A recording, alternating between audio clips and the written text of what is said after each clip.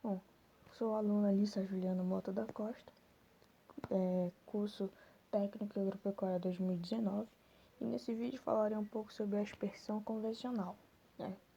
O sistema de irrigação convencional, o sistema é considerado o sistema básico de irrigação por aspersão. Utiliza tubos em toda a área com a troca de aspersores de forma manual.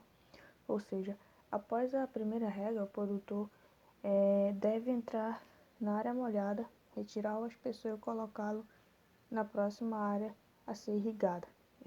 Ou seja, a irrigação convencional é um dos métodos mais utilizados em todo o mundo, devido principalmente à sua adequação aos mais diversos tipos de terreno e situação.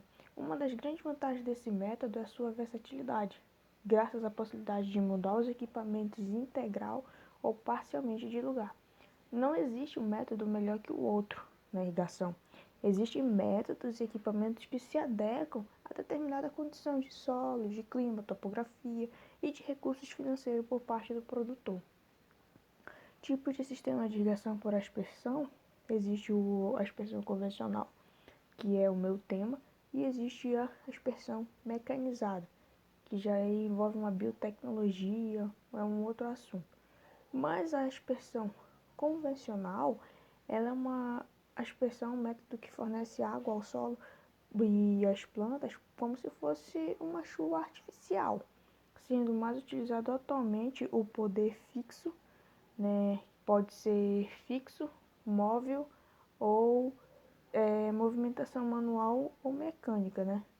Na aspersão convencional é denominada sistema básico de irrigação, constituído por sistema de captação, sistema de bombeamento, tubulação de recalque ou linha principal, ramal ou linha lateral, aspersores.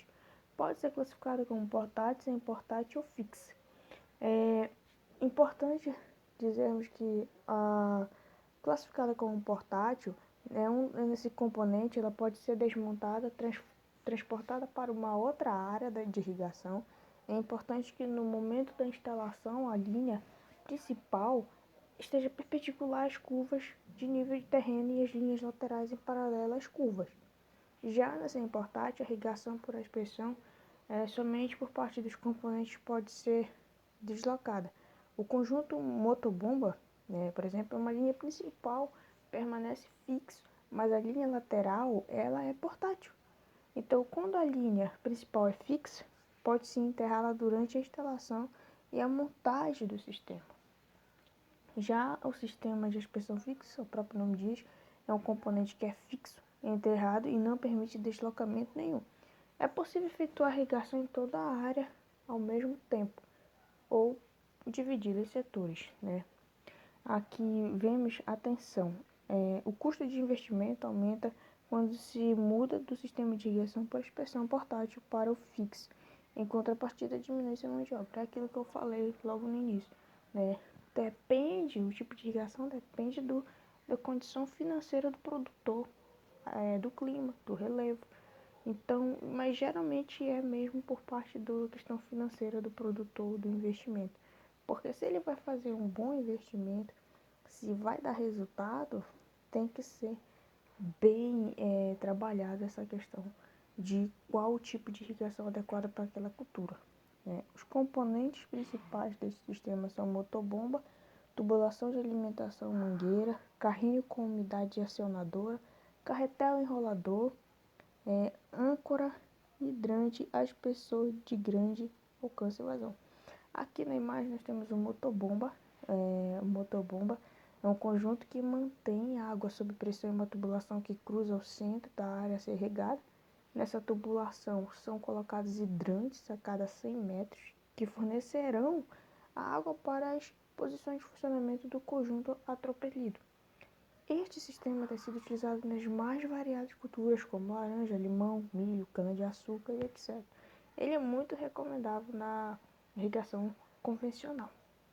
E também tem o carretel enrolador. O carretel enrolador ele consiste mais ou menos em um equipamento que ele precisa mudar de posição, né? Ele não muda, ele precisa mudar de posição é o sistema propulsor para onde a carretinha com as pessoas é puxada durante a irrigação. Ele é enrolado uma mangueira nessa carretinha para se deslocar.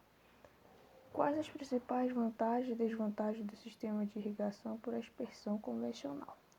As vantagens: baixo custo de mão de obra, elevada eficiência de aplicação, facilidade e eficiência na aplicação de fertilizantes, de fertilização. Desvantagens: aumentar o desenvolvimento de doenças devido à umidade das folhagens, elevados custos iniciais de energia e manutenção, limitada pelo vento e pela declividade do terreno. Como tudo, a irrigação convencional ela tem seus prós e seus contras, né? Ela tem a vantagem ali do baixo custo de mão de obra, e isso que proporciona uma eficiência melhor na aplicação e na facilidade da fertilização, o que é muito válido. Mas ele tem desvantagem aumentar o desenvolvimento de doenças, porque quanto mais irrigada a cultura, mais úmida a cultura, mais propícia ela fica a receber determinadas doenças, determinadas pragas até mesmo. Então isso é prejudicial, né, à saúde das plantas. Então, e também o custo ali, como a gente vem falando já, o custo financeiro, né? A energia, a manutenção dos equipamentos não são baratos, né? Apesar de ser, em comparação à mecanizada, ser mais barata, mas tem ali o seu custo de manutenção e de energia, a aspersão convencional. E aqui, logo no próximo slide, vemos as culturas que usam o sistema convencional. Se trata da melancia, cebola, feijão, milho, cenoura, batata, como eu falei antes, laranja, limão, cana-de-açúcar, dentre outras culturas, inúmeras culturas usam a aspersão convencional. Né? Na imagem temos uma plantação de cebola, mas vamos falar aqui, ressaltar um pouco do sistema convencional em uma cultura, a cultura da melancia, que é uma cultura bastante exigente no manejo de aplicação de água, pois uma escassez por um período de curto tempo pode afetar significativamente a qualidade dos frutos e a produtividade. Então, ou seja, é muito importante ter ali um técnico agrícola auxiliando, porque a gente não pode simplesmente querer irrigar demais ou irrigar de menos, porque isso pode proporcionar uma improdutividade naquela cultura, né? Então é importante ter essa noção de que é importante um técnico agrícola estar acompanhando o desenvolvimento daquela cultura. Então a demanda hídrica da melancia varia de acordo com a variedade usada e a condição de edafoclimática da região, né? A condição do clima. Então varia a irrigação. Ela pode ir recebendo consumo de 300 milímetros por água ou 550 milímetros por ciclo de produção.